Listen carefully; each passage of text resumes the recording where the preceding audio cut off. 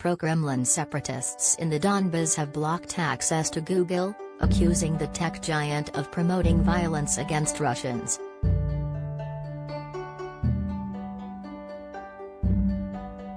Rebel leader Denis Pushilin said the search engine was risking the lives of Putin's forces because of its apparent bias towards Ukraine.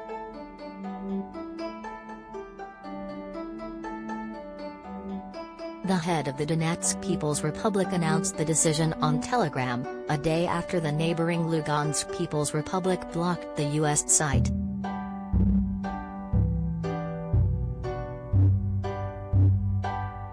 He said, "Today, the West and Ukraine are exerting unprecedented pressure on the Republic and posing threats to both physical and psychological security."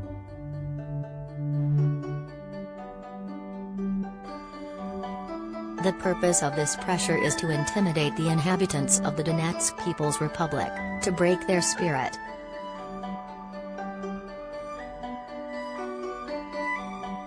We are sure that they will not succeed, because it is impossible to break the Russian spirit, but it is also impossible to remain inactive in such a situation.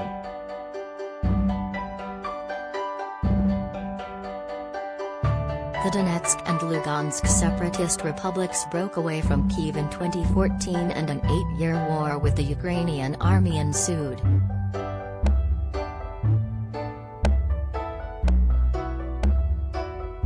Information is tightly controlled by the pro-Russian statelets.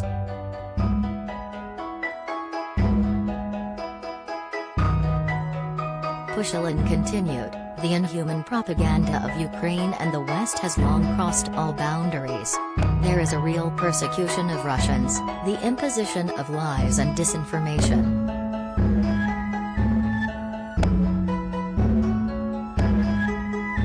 At the forefront of information technology in this regard is the Google search engine, which openly, on the orders of its curators from the U.S. government, promotes terrorism and violence against all Russians, and especially the population of Donbas.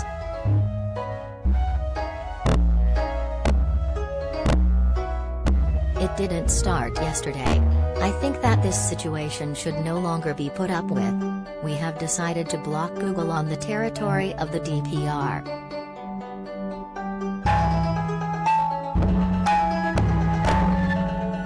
This is what they do in any society with criminals, they are isolated from other people. If Google stops pursuing its criminal policy and returns to the mainstream of law, morality and common sense, there will be no obstacles for its work.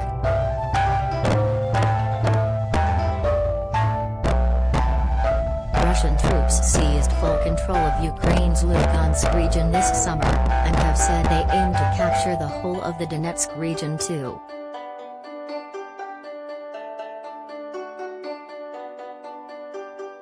It is not the first time Putin and his allies have cracked down on the Western freedom of the Internet in a bid to scrub out any references to the horrors being committed by their troops in Ukraine.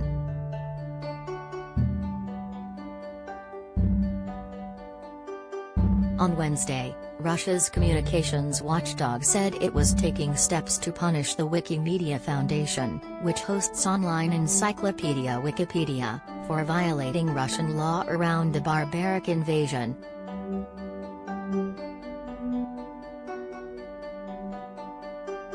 In a statement, Roskomnadzor said that Wikipedia still hosted prohibited materials, including fakes about the course of the special military operation on the territory of Ukraine, and that search engines would be used to inform users that Wikimedia violated Russian law.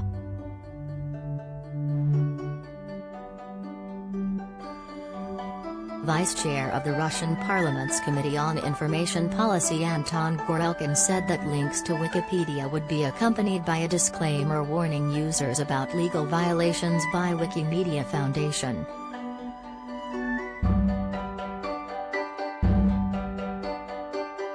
Roskomnadzor said the measures would remain in place until Wikimedia Foundation becomes fully compliant with Russian law.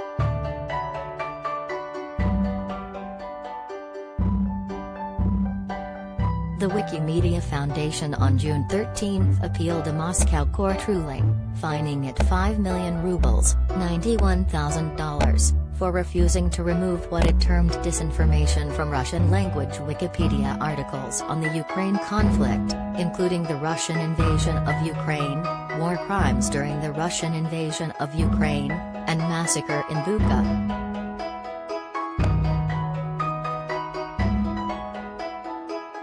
Wikipedia, which says it offers the second draft of history, is written and edited by volunteers across more than 300 languages.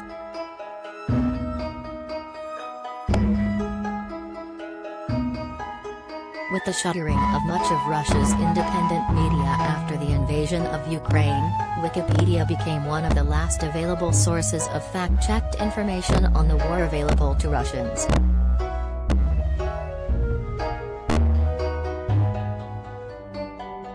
Russia introduced sweeping new laws on sharing information about the conflict in Ukraine shortly after the Kremlin ordered tens of thousands of troops to deploy to the country on February 24.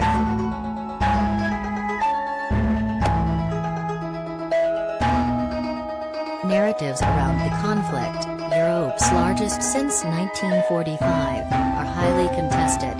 Russia does not call what is happening a war or an invasion, criminalizing the use of either word, and instead framing it as a special military operation to demilitarize and denazify Ukraine.